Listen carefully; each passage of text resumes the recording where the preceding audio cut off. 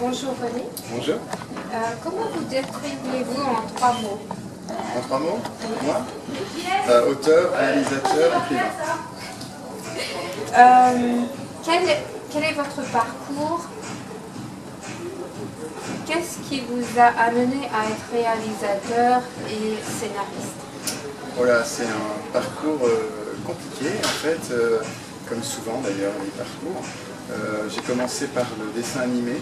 En fait, j'ai fait les beaux-arts, donc je me destinais plutôt à la peinture, mais j'avais le goût du théâtre aussi, donc le théâtre m'a ramené au texte, à l'écrit, et du coup je me suis mis à raconter des histoires par écrit, sous forme de roman un peu au début, et j'ai appris progressivement à simplifier les choses pour faire des scénarios, et les scénarios m'ont amené à faire des films, et les films aujourd'hui me ramènent à faire des romans.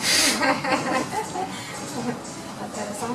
On vous doit tout d'abord le passage et 3615 Code Père Noël, lesquels retiennent l'attention de Kathleen Kennedy, la productrice de Steven Spielberg. Hollywood vous tend alors les bras. Et pouvez-vous nous parler de vos débuts à Los Angeles? Arrivé pour y rester 4 mois en fait, en me disant que j'allais être le parfum du mois et que en gros, au bout de 4 mois, j'allais rentrer chez moi. Je suis venu en fait pour vendre un film et c'est l'inverse qui s'est passé, c'est le film qui m'a vendu. Du coup, je suis resté, au lieu de 4 mois, je suis resté 10 ans.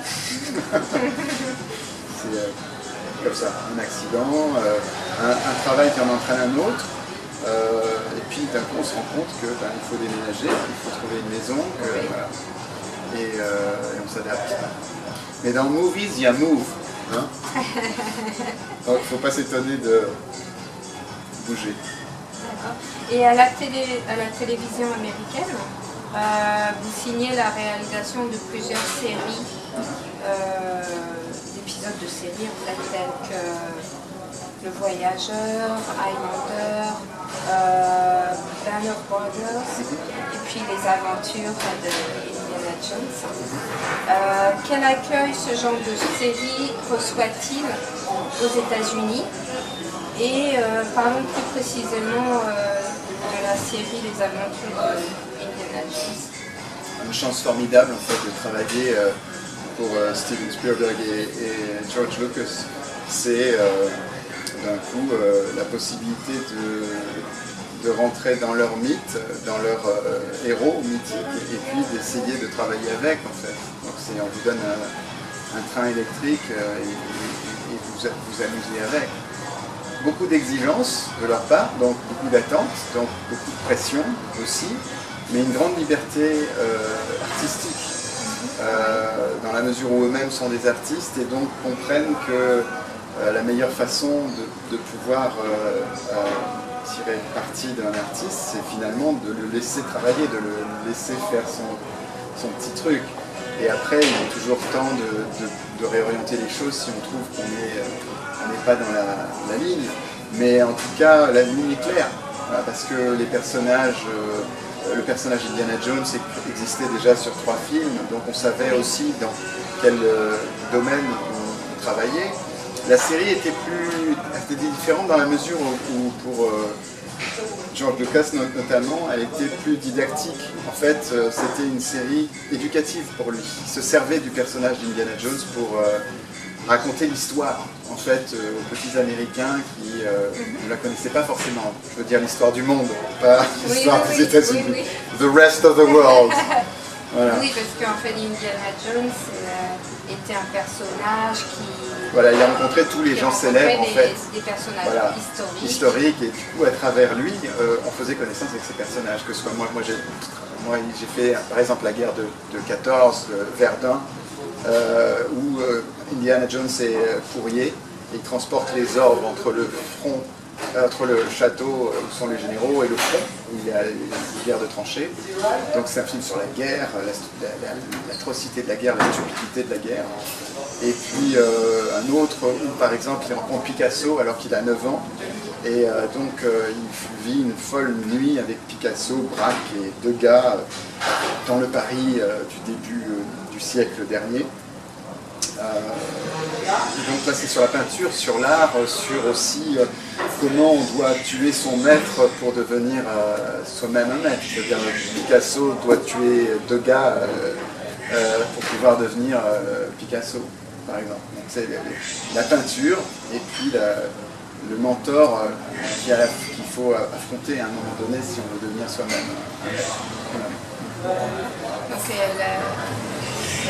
cette série a vraiment reçu un bon accueil. Oui, très bon accueil. Il y a eu 4 saisons. Moi j'étais sur la première saison, hein, donc j'ai pas fait tout derrière l'aventure, mais ce qui était intéressant, c'est qu'il n'y avait que des metteurs en scène de cinéma en fait, aux commandes.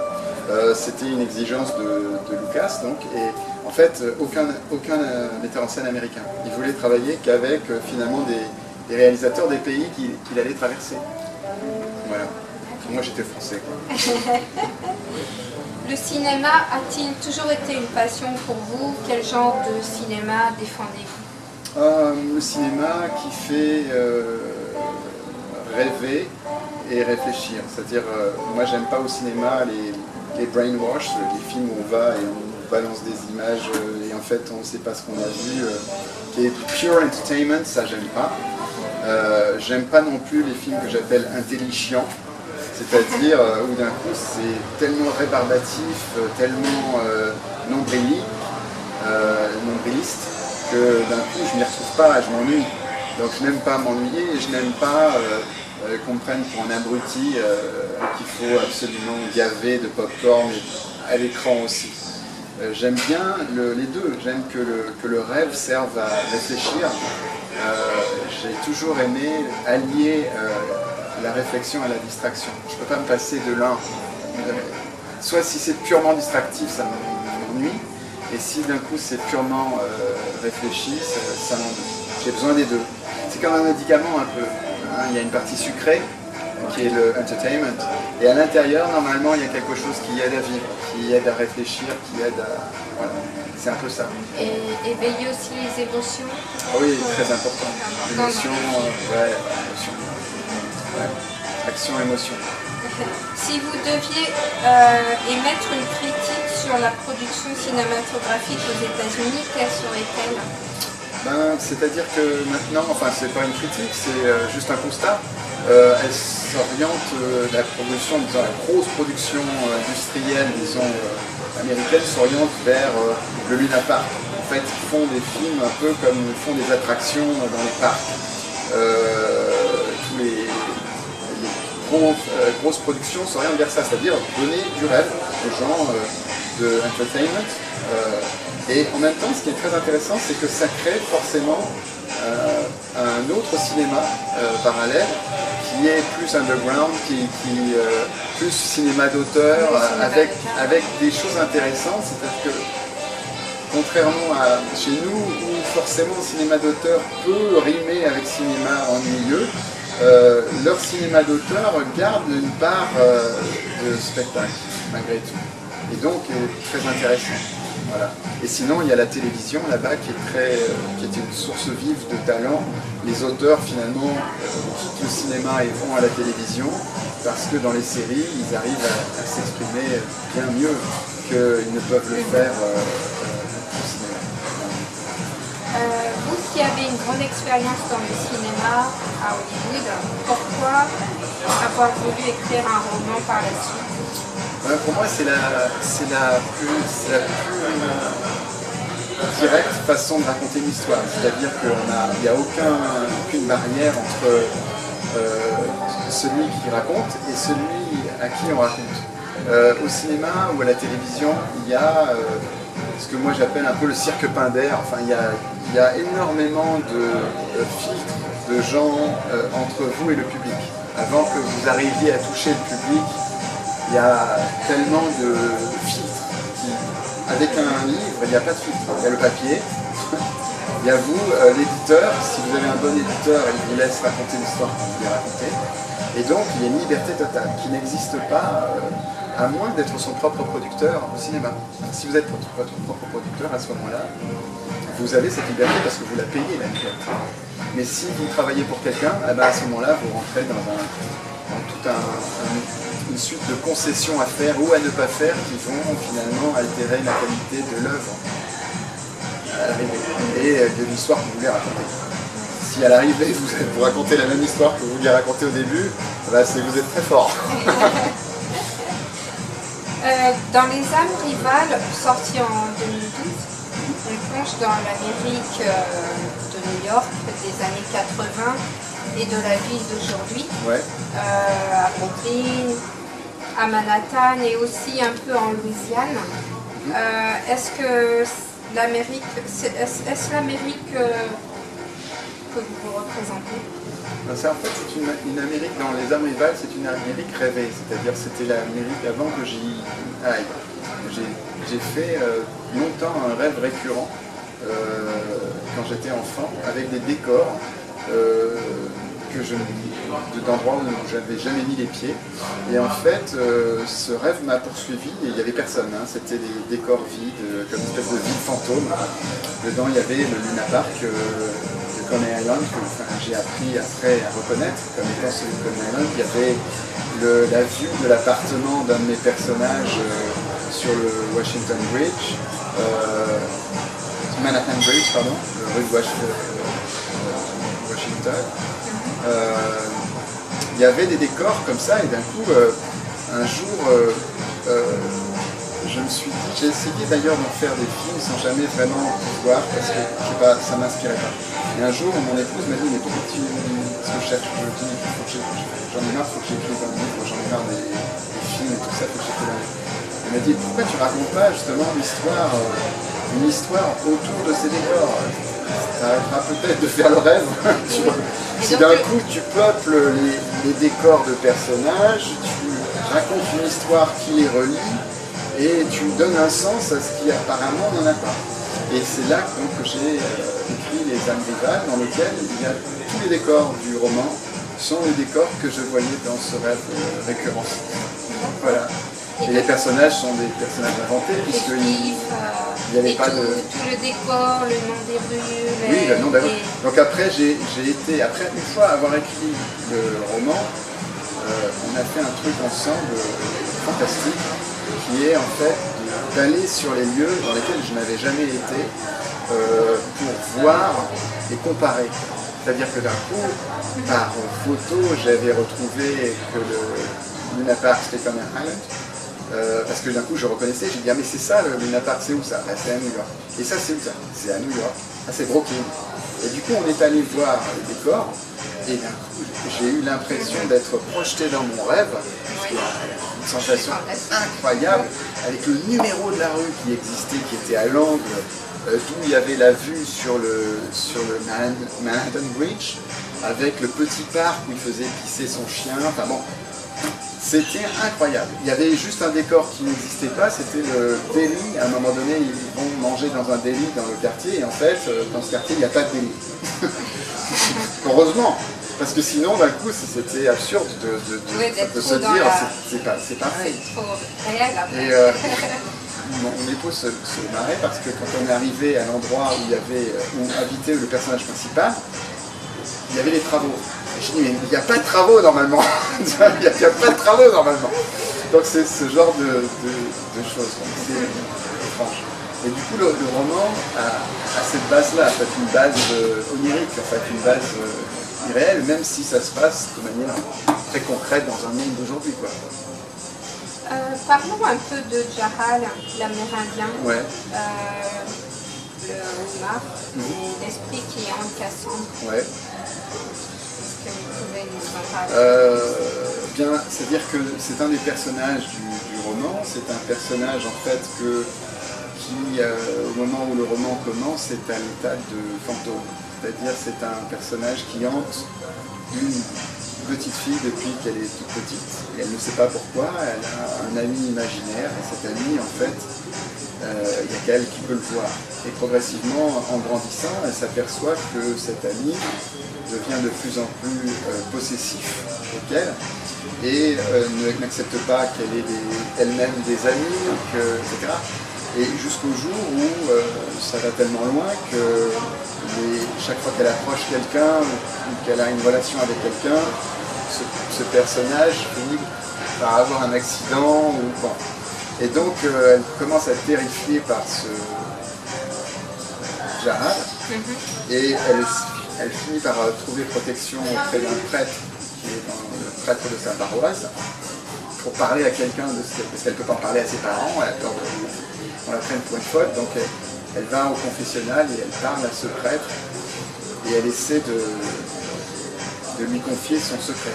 Et le prêtre n'arrive pas à trouver les mots, se dit que cette fille a des problèmes, bon, pense qu'il vaut mieux qu'elle voie peut-être un psychiatre, bon, et il passe complètement à côté. Et en même temps, ce personnage du prêtre va être témoin de certaines choses qui font que progressivement, il va devenir une espèce de protecteur de cette jeune fille qui s'appelle Randy maintenant, et essayer toute sa vie de le protéger de ce dont il est persuadé maintenant être un être maléfique, en tout cas qui lui veut du mal, et qui ne supporte pas de rival, qui fait tout pour l'isoler et la garder pour lui. Cette jeune femme quitte la Nouvelle-Orléans, va trouver par hasard rencontrer un homme qui est un autre personnage du roman. Et là, on va peut-être pas tout dévoiler. Voilà. Après, vous n'avez qu'à lire le livre. Hein. Voilà. Parce que là, il y a 300 pages, hein. On n'a pas fini là. Votre nouveau roman, celui dont le nom est plus, un thriller surnaturel, est sorti le 26 mai 2014 aux éditions Perrault et en e-book aux éditions de l'Épée. Ouais. Pensez-vous déjà au troisième livre? Oui, bien sûr. En fait, en général, dès qu'un livre est fini, en fait, il y a quelque chose qui se passe où d'un coup les choses sont vraiment terminées. Alors bien sûr, après il y a la promotion du livre, etc. Mais on est déjà ailleurs, on est déjà dans un autre univers. Mais c'est la maturation du livre, c'est pas le sujet, je ne sais pas encore ce qui va se passer, c'est des émotions qu'on engrange comme ça. Vous savez où est-ce que ce livre aura lieu, dans quel oui, mais je suis superstitieux, donc je ne dis pas. Parce que, non, c'est parce que ça peut être, pour l'instant j'ai un endroit, mais l'endroit peut disparaître. Après, tant que les choses ne se construisent pas, en fait tout est changeable, tout est malléable. Donc, voilà. Et pourquoi la mort et le surnaturel sont omniprésents dans vos romans? Je sais pas, c'est un thème qui me hante, en fait, depuis petit. J'ai du mal à accepter la mort comme étant une barrière infranchissable, disons, surtout dans l'autre sens. J'accepte assez qu'on puisse mourir, mais j'ai du mal à accepter qu'on ne puisse pas revenir. Et donc, si vous voulez, c'est un thème qui m'obsède, c'est-à-dire l'idée que l'amour ne puisse pas être plus fort que la mort, que qu'on puisse accepter le deuil comme une convalescence dont on se remet. Pour moi, je n'arrive pas à l'accepter. Je pense qu'un deuil est quelque chose qu'on finit par accepter, mais dont on ne guérit pas forcément. Ouais. Et donc, ces blessures, à ce moment-là, produisent forcément des émotions, des comportements, et après on doit les transformer en quelque chose de positif, mais il y a un vrai travail à faire. On dit toujours faire son deuil, mais en fait c'est pas faire son deuil qu'en fait c'est trouver finalement une façon de survivre à cette épreuve, et surtout à accepter l'inacceptable qui est la séparation entre des gens qui s'aiment. Donc ça pour moi c'est un thème majeur. Et qui revient d'une manière ou d'une autre, parce que je n'ai pas trouvé la réponse. Et en fait, les romans, je les écris pour répondre à des questions. C'est-à-dire des questions sans réponse. À partir du moment où j'ai une question sans réponse, je demande à mes personnages d'y répondre dans le livre. Et du coup, ça satisfait, disons, fait baisser la pression, quoi. Bon, jusqu'à ce qu'il y ait une autre question sans réponse qui se pose de nouveau. Et à ce moment-là, le processus se met en marche. Donc là, pour l'instant, je n'ai pas la question sans réponse, même si j'ai un endroit. Donc ça va pas bien loin, pour l'instant. Qu'espérez-vous que les lecteurs gardent en mémoire après avoir lu vos livres? Les émotions qu'ils ont ressenties, en fait. Un livre, pour moi, c'est une relation intime, c'est une conversation intime entre deux jardins secrets. De jardin secret à jardin secret, c'est-à-dire ni le lecteur ne connaît le mien complètement, ni moi, et moi je ne peux qu'imaginer le sien, en fait, puisque je ne sais pas qui, mais le lecteur a des indices à travers de ce que j'écris. Et ce que j'écris, normalement, est là pour exciter son imaginaire. Et je lui demande de co-réaliser le film. Je lui raconte un truc et c'est lui qui visualise, donc c'est lui qui met en scène l'histoire. Et ça, là-dessus, il y a un petit avantage par rapport au film, puisque quand je fais un film, j'impose mon imaginaire en fait à mes spectateurs. Oui. Là, le lecteur, oui. Là, le lecteur, il a un petit effort Non, c'est pas un effort, au contraire, il a un espace de liberté plus important. Voilà. Parlez-nous de vos projets. J'ai plein de projets. J'ai plein de projets. Un retour un peu à Los Angeles Enfin, oui, d'une certaine façon, oui, en fait. Là, je suis bien en France, j'ai mes enfants qui sont là, qui sont en train de prendre racine, donc la vie est un peu différente. C'est-à-dire que quand on peut emporter ces plantes parce qu'elles sont dans des petits pots, on peut les emporter. Quand ça commence à devenir des grosses jardinières, là il faut penser à les planter dans le jardin. C'est la Californie, on ne peut pas emporter c'est ça. tout ce qu'on veut. Mais en tout cas, chez nous, on peut. Et en revanche, les films, les romans, on peut voyager. Et donc, j'ai des projets qui sont internationaux, qui ne sont pas qu'en France. Le fait que j'ai eu ce parcours, moitié-moitié, 10 ans aux États-Unis, forcément ça modifie ma façon à la fois de mes envies. La notion de marché pour moi est un truc complètement abstrait. Par contre, les gens, la culture, j'ai les deux cultures.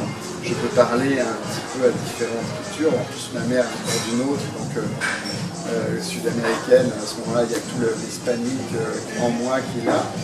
Et donc, ça permet finalement de ne pas se limiter, de se dire, il y a des tas de pays, en Europe, il y a beaucoup de pays. Là, je suis en train d'écrire une série en fait d'anticipation que j'écris en anglais parce que c'est un peu la langue, disons, la langue de travail de l'Europe.